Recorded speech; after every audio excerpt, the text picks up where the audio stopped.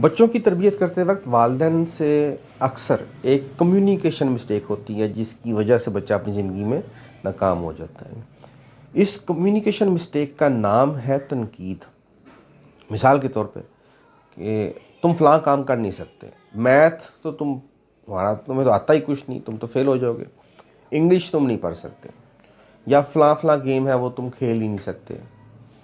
یہ تنقید کی وجہ سے بچہ اپنے اندر کا جو چھپا ہوا اس کا ٹیلنٹ ہے اس کو تلاش نہیں کر سکتا، اس کو گروم نہیں کر سکتا، اس کو نکھار نہیں سکتا، پالش نہیں کر سکتا، جس کی وجہ سے بچہ اپنی زندگی میں ناکام ہو جاتا ہے۔ اس کے دماغ کے کسی خانے میں خوف سا بیٹھ جاتا ہے، ڈر بیٹھ جاتا ہے کہ میں یہ کام نہیں کر سکوں گا۔ آپ کو سمجھانے کے لیے ایک مثال دیتا ہوں۔ دنیا کا سب سے طاقتور جانور شیر ہے۔ شیر کو جنگل کا بادشاہ کہا گیا ہے۔ آپ کا اگر کبھی اتفاق ہوا ہو اپنی فیملی کے ساتھ یا بچوں کے ساتھ زو جانے کا، تو وہاں آپ کو دیکھنے کو ملے گا کہ شیر کو قید کیا ہوتا ہے ایک پنجرے میں، یا اکثر شیر کے پیر میں انہوں نے چھوٹی سی زنجیر سی ڈالی ہوتی ہے۔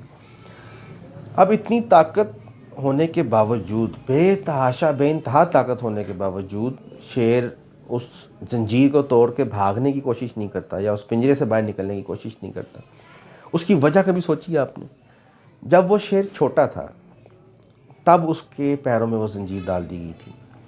اس زنجیر کو تب اس نے توڑ کر بھاگنے کی بہت دفعہ کوشش کی، لیکن وہ ناکام رہا۔ کیوں؟ اتنی طاقت نہیں تھی، بچہ تھا۔ تب اس کے ذہن میں یہ بات بیٹھ گئی کہ میں یہ زنجیر نہیں توڑ سکتا۔ اب جب وہ بڑا ہو چکا ہے، اس کے پاس بے انتہا طاقت ہے، وہ چاہے تو اس زنجیر کو توڑ سکتا ہے لیکن نہیں توڑ پاتا۔ کیوں؟ اب وہ زنجیر اس کے پیروں میں نہیں ہے، وہ زنجیر اس کے یہاں، اس کے دماغ میں ہے وہ زنجیر، کہ میں یہ نہیں کر سکتا۔ یاد رکھیے گا، اپنے بچوں کے دماغ کو ایک خانے میں قید نہ کریں۔ میں اکثر کہتا ہوں کہ کسی بھی بچے کو آسمان میں اڑنے کے لیے پر اور اونچائی سے گرنے کا ڈر دونوں والدین دیتے ہیں۔